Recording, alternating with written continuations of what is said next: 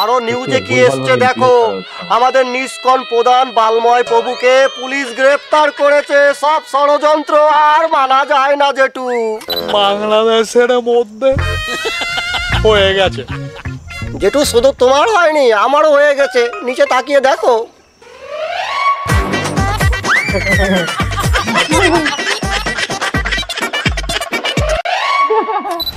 আদাব পণ্ডিত মশাই। মেম্বার সাহেব নমস্কার, কিন্তু এই দল বল নিয়ে আমার মন্দিরের সামনে ঘটনা কি? আসলে কি পণ্ডিত মশাই, আপনার কাছেই আসলাম, একটা সমাধান করে দেন দি। জি জি মেম্বার সাহেব, বলেন কি সমাধান দিতে হবে? Welcome to 99% fun. আজকে নিয়ে চলে এসেছি একদম একটা নতুন চ্যানেলের ভিডিওর উপর রিঅ্যাকশন। তো চ্যানেলটার নাম বলে দিই, ব্ল্যাক ফক্স স্টুডিও। একদমই তাই। আর এই চ্যানেলের ভিডিওটার টাইটেলটাও বলে দিই, যে ভিডিওটার উপর রিঅ্যাকশন করতে চলেছি, তো দুই বাংলার যুদ্ধ। একদমই তাই। আর এই ভিডিওটা রিলিজ করা হয়েছে 2 উইকস এগো। একদমই তাই। তার মধ্যে কিন্তু 9 লাখ প্লাস, অলমোস্ট 1 মিলিয়ন হয়ে গেছে। ঠিক আছে, তো এই ভাই আমাদের কাছে ভাই চ্যানেলটা একদমই নতুন। ঠিক আছে, তো আমরা এর আগে কখনো তাদের ভিডিওগুলো রিঅ্যাকশন করিনি, এবং তাদের কিন্তু ভাই মানে তারা কিন্তু অ্যাকচুয়ালি ইউটিউবে নতুন নয়, তাদের কিন্তু অলমোস্ট কিন্তু প্রায় 2 লাখ প্লাস কিন্তু তাদের সাবস্ক্রাইব রয়েছে। তো আমরা কিন্তু সেখানে আমরা তাদের ভিডিওগুলো কভার করতে পারি, কিন্তু আমার একটু ইন্টারেস্টিং মনে হলো যে ব্যাপারটা, ট্যাগ লাইনটা বুঝতে পারছো, দুই বাংলার যুদ্ধ। শুনেই মনে হচ্ছে একটা মাথায় অনেক কিছু ঘুরছে আর একটা এক্সাইটমেন্ট বেড়ে যাচ্ছে যে কি হলো ব্যাপারটা নিয়ে একটু গবেষণা করতে হয়। তো দ্যাটস ওয়াই আমরা ভিডিওটাকে চয়েস করেছি, এবং ভিডিওটা রিসেন্ট আর কি ওরা আপলোড করেছে। আর এই চ্যানেলটা কিন্তু তোমরা আবার সাজেস্ট করেছো। ঠিক আছে, তো আজকে আমরা এই ভিডিওটাকে কভার করবো এবং রিঅ্যাকশন করবো। দেখা যাক দুই বাংলা যুদ্ধ মানে বুঝতেই পারছো আমাদের এই দু বাংলার কথা বলা হচ্ছে, অর্থাৎ ইন্ডিয়া বাংলাদেশের কথা বলা হচ্ছে। যেই সিচুয়েশন বা যেই কন্ডিশন গুলো ঘটছে, তো আই থিঙ্ক সেগুলোর পরেই হয়তো ভিডিওটা হবে, আশা করা যায়, তাই না? তো চলো আমরা ডাইরেক্টলি রিঅ্যাকশনে যাবো। বাড়তি কথাগুলো টাইমটাকে একদম ওয়েস্ট করবো না, কিন্তু রিঅ্যাকশনে যাওয়ার আগে তোমরা অনেকেই জানো যে আমরা একটা নতুন চ্যানেল খুলে ফেলেছি, তো সেটার নাম হচ্ছে 99% ফান শর্টস। সেটা যদি কেউ সাবস্ক্রাইব না করতে, তো ঝটপট সাবস্ক্রাইবটা করে নিও, এবং তোমরা এই লিঙ্কগুলো কোথাও ডেসক্রিপশনে পেয়ে যাবে। এবং তোমরা যদি উইদিন 10 ডেজ বা 15 ডেজের মধ্যে যদি নিজস্ব রিকোয়েস্টের পরে যদি ডেডিকেট ভাবে রিঅ্যাকশন ভিডিও চাও, তাহলে আমাদের মেম্বারশিপটা কিন্তু অবশ্যই জয়েন করো। এবং তোমরা যদি আমাদের সাথে ডাইরেক্ট ডিএম এ যদি কথা বলতে চাও, তাহলে কি করতে হবে? ইনস্টাগ্রাম, ফেসবুকে ডিএম করতে হবে, ঝটপট ফলো তার সঙ্গে করে দিতে হবে। একদমই তাই। এবং তোমরা যদি আমাদের ইউটিউব লাইভ দেখতে চাও, তাহলে কি করতে হবে? এভরি সানডে 8 PM লাইভে জয়েন হয়ে যেতে হবে। একদমই তাই। এবং তোমরা যদি আমাদের ফেসবুক লাইভ দেখতে চাও, তাহলে কি করতে হবে? এভরি ফ্রাইডে 8 PM লাইভে জয়েন হয়ে যেতে হবে। চলো শুরু করে দিই।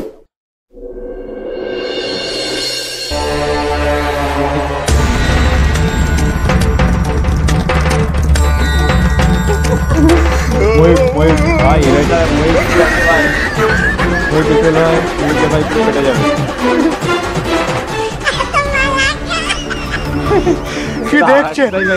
কি দেখছেন আপনারা স্ক্রিনে বলুন তো? না না না না না, কেউ পেঁয়াজ মনে করে ভুল করবেন না, এটা হলো মিসাইল। পেঁয়াজের মতো রং করে নিয়ে এসেছে মোহাম্মদ ইউনূস। মোহাম্মদ ইউনূস পাকিস্তান থেকে মিসাইল নিয়ে এসেছে, হ্যান্ড মিসাইল। এই মিসাইল দিয়ে আক্রমণ করবে পশ্চিমবঙ্গে। কোথায় কোথায় আজ পৃথিবীর সব মিডিয়াগুলো, নিউজ মিডিয়াগুলো কোথায়? তারা কেন মিন করছে? হ্যাঁ, মোহাম্মদ ইউনূসের বিপক্ষে কেন কথা বলছে না? বাংলার সব নিউজ চ্যানেল কেন মোহাম্মদ ইউনূসের পক্ষে কথা বলছে? আপনারা বলুন, কোথায় তারা মিন করছে কেন? এদিকে বাংলাদেশ উগ্রবাদী সনাতনী প্রধান নিষ্কণ প্রধানকে গ্রেফতার করেছে বাংলাদেশ পুলিশ। কেন গ্রেফতার করেছে জানেন? কারণ আমরা পশ্চিমবঙ্গের নিউজ চ্যানেলগুলো সব ভুলভাল নিউজ দেখিয়ে বাংলাদেশ আর ভারতের মধ্যে একটা যুদ্ধ বাঁধিয়ে দিচ্ছি, এই কারণে এই নিষ্কণ প্রধানকে। আরে তামুক স্যার, আপনি কি ভুলভাল বকছেন? আরে আপনি তো সব সত্য কথা বলে দিচ্ছেন। স্ক্রিপ্টে কি এই সমস্ত লেখা ছিল?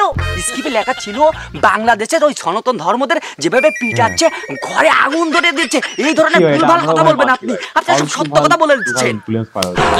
হারামজাদা, এই তোর কাছ থেকে শুনে কি আমার নিউজ পাঠ করতে হবে? এই আমার নাম কি? ওরে আমার নাম হচ্ছে তামুক রঞ্জন ঘোষ। আমি তামুক ছাড়া কোনো নিউজ বলতে পারি না। সালা নেশা কেটে গেল। আমি বুঝতে পারি। এই আমার কলকি কোথায়? এই যে এই আপনার কলকি খান।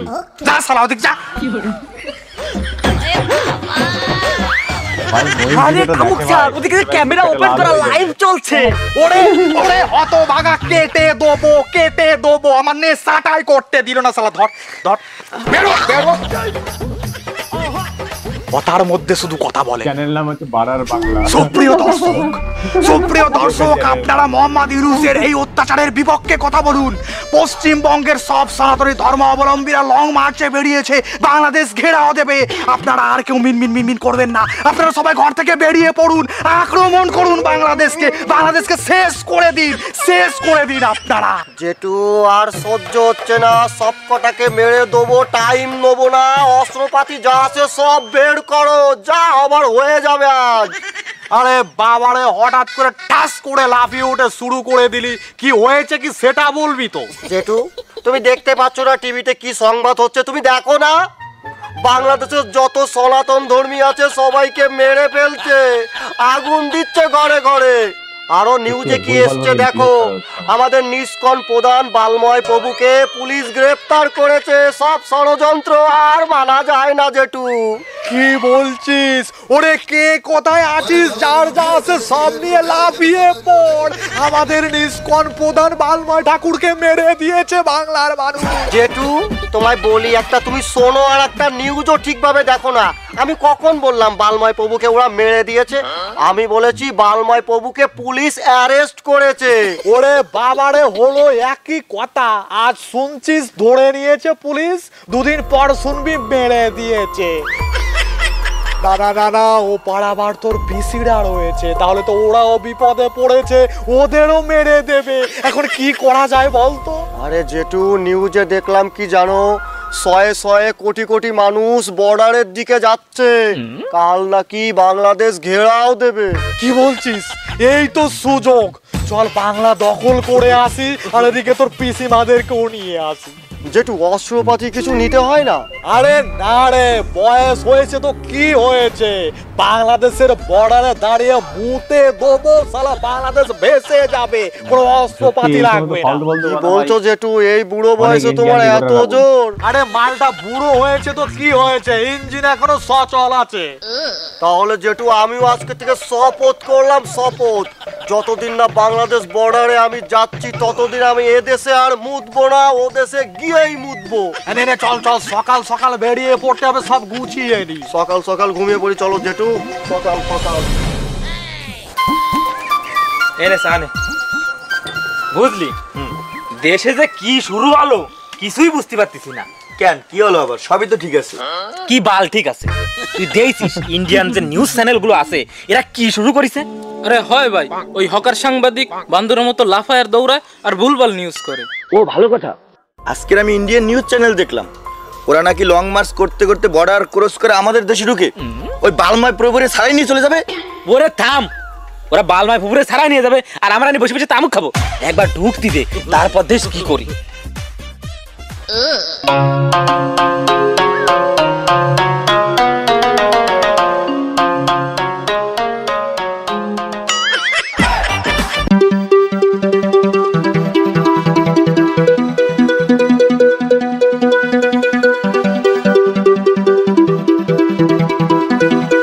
পারছি না জেঠু, আমি আর পারছি না। ওরে এজন্যই তো বলি তোদের ছোকরা পোকরাদের মাঝায় জোর নেই। ওরে আমাকে দেখ, এই 80 বছর বয়সে দিব্যি হেঁটে যাচ্ছি কোনো সমস্যা ছাড়া। ওরে সমস্যা হবে কি করে? তোমার বিষয় আমার বিষয় তো এক না। 80 বছরে তোমার হাড্ডি পেকে ঝুনো হয়ে গেছে, সব সইতে পারে, কিন্তু আমার তো কচি হাড্ডি, সব সইতে পারে না। কিন্তু জেঠু, একটা বিষয় কি তুমি লক্ষ্য করেছো? আমরা কিন্তু আসার পথে কোনো মানুষই দেখতে পাইনি, সব কোথায় গেল? ওরে এই জন্যই তো বলছি, আমার যা মনে হচ্ছে যে লাখ লাখ কোটি কোটি লোক সবাই বাংলাদেশ বর্ডার পার হয়ে বাংলাদেশে ঢুকে পড়েছে। আমরা দেরি করে ফেলেছি, লেট হয়ে গেছে। এদিক দুদিন ধরে আমি আবার মুখ চাপিয়ে রেখেছি, বাংলাদেশের বর্ডারে যাই ঝেড়ে দেব। খুব বেগ দিয়েছে, চল পা চালা। শুধু তুমি, আমিও তো ধরে রেখেছি, ওটাও রেখেছি, সাথে দুটো করে দেবো।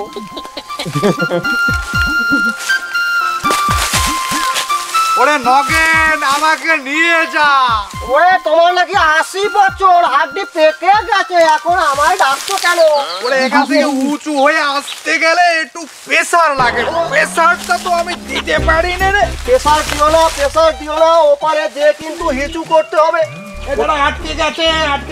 কোথায় আটকালো আবার? হিসুর জায়গায় আটকালো তো। ওরে আবার টেনে ধরেছে রে। চল চল চল।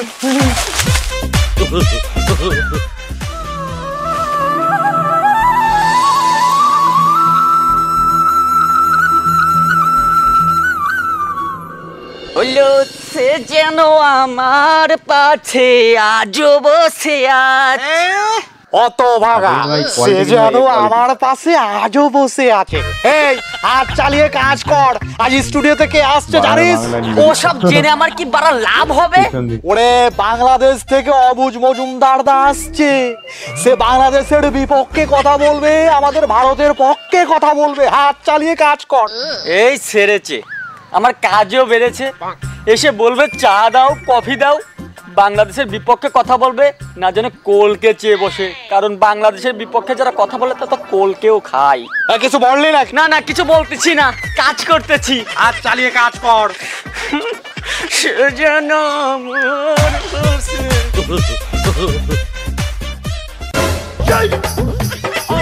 আরে আরে অবুজ মজুমদার দা, welcome welcome to our studio my Bangladeshi friend. বসুন বসুন। কিসের ওয়েলকাম? কিসের ওয়েলকাম? এই দিয়ে ওয়েলকাম করেছেন? আপনি জানেন বাংলাদেশের সবাই আমার হারপিক মজুমদার করে ডাকেন। আজকে আমি চলে যাবো। আসলে এটা যে এখানে কে রেখে গেল, নিশ্চয়ই ওই হতভাগাটা। এই সুভাষ, সুভাষ, হতভাগাটা গেল কোথায়? জি স্যার, জি স্যার। এই হতভাগা, তুই এখানে হারপিক রেখে গেছিস কেন? আরে রেখেছে তা কি হয়েছে? মিস্টেক। মিস্টেক হয়েছে। এই তুই জানিস হারপিক মজুমদার দার এই হারপিকে অ্যালার্জি আছে? হারপিক মজুমদার না, আমি অবুজ মজুমদার। আমি চলে যাবো, আমি চলে যাবো। ঠিক আছে, সরিয়ে রাখছি। সরিয়ে রাখ। এইবার ঠিক আছে, সরাই না রাখি। কোথায় সরাই? কোথায়? আমি চলে যাবো। এই হতভাগা, তোকে এটা নিয়ে যেতে বলেছি, সরিয়ে রাখছিস। নিয়ে যা। যত যন্ত্রণা। সব নিয়ে যা, আমি কি করব?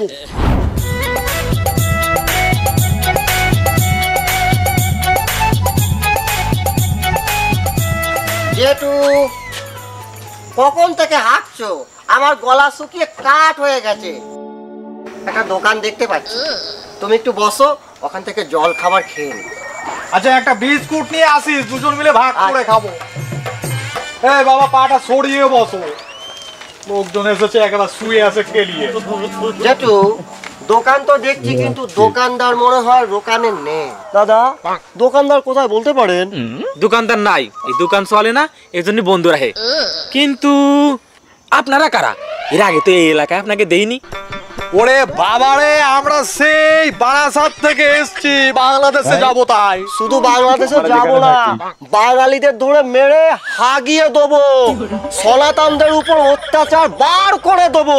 শুধু তাই না, আমার এই জেঠু দুদিন ধরে মুখ আটকে রেখেছে। জানো কেন? কেন?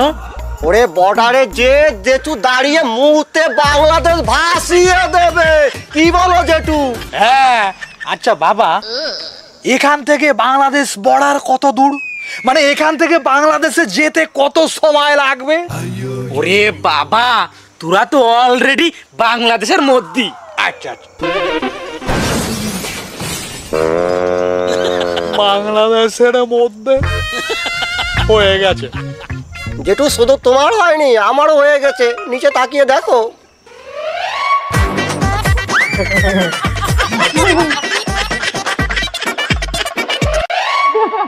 ভাই রিয়েল লাগছে ভাই। আরে নগেন, ধুতি পরেই তো মেরে দিলাম। জেঠু এখন আমাদের কি হবে? ওরে তোকে আর মায়ের হবে। ওই 3 রাস্তার মোড়ে ফেলায় পাশার মধ্যে এরকম বাল ঢুকাই দিয়ে একবার জুলাইতে দেবো। এই দশ লাগে চল। এই বাবা, আমি বলছি কি, এ দাঁড়া,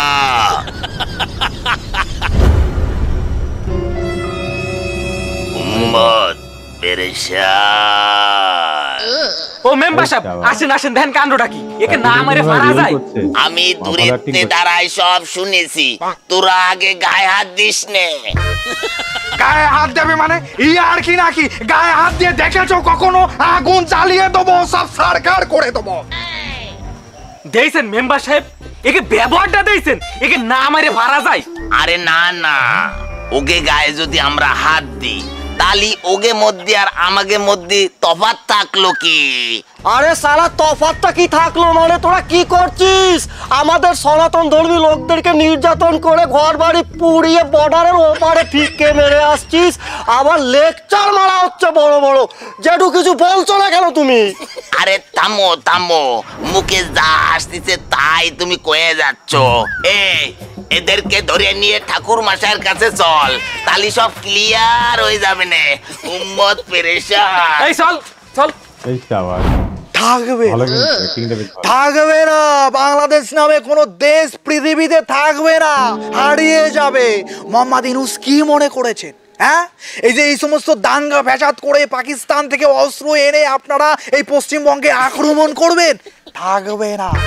সুপ্রিয় দর্শক, আজ আমাদের স্টুডিওতে এসেছেন একজন বাংলাদেশের স্বনামধন্য লোক, হার্পিক মজুমদার দা, অবুজ মজুমদার দা। তাকে বাংলাদেশ থেকে কিভাবে বার করে দিয়েছে, তাকে কিভাবে অত্যাচার করেছে, সেই খবর, সেই সমস্ত কথা আজ দাদা আপনাদের সামনে খুলে বলবে। দাদা, আপনার দুঃখের কথাগুলো আমাদের মিনমিন মিনমিন মিন দর্শকদের একটু বলুন।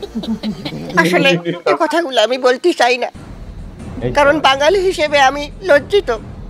কারণ বাঙালিরা স্বার্থপর, বেঈমান, এরা কারো সম্মান করতে পারে না। এই যে ভারতবর্ষ আমাকে কোন উপকারটা করেনি, সারা জীবন উপকার করে গেছে। ভারত না থাকলে তো আমরা বাংলাদেশই পাতাম না। আমার এই 45 বছর বয়সে আমি সাক্ষী দিচ্ছি, আমি নিজের চোখে যুদ্ধ দেখেছি। আমি দেখেছি কি করে ভারত আমাকে উপকার করেছে। ভারত ছাড়া আমরা কোনোদিন স্বাধীন হতে পারতাম না।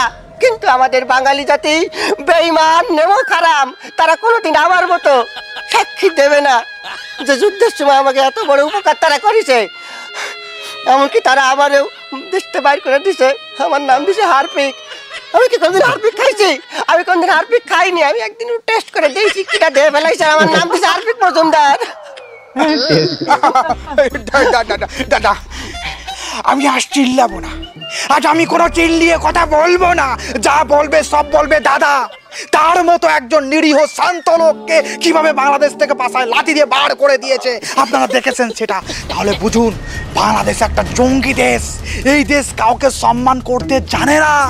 আজ আমি আর চিল্লাবো না, আমি খুব ক্লান্ত, পরিশ্রান্ত। আমি শুধু একটা কথাই বলবো, আপনারা আমাদের 7 সিস্টার্সের দিকে নজর দিয়েছেন, আমরা আপনাদের চট্টগ্রাম খেয়ে দেবো, পারলে ঠেকিয়ে নিয়ে।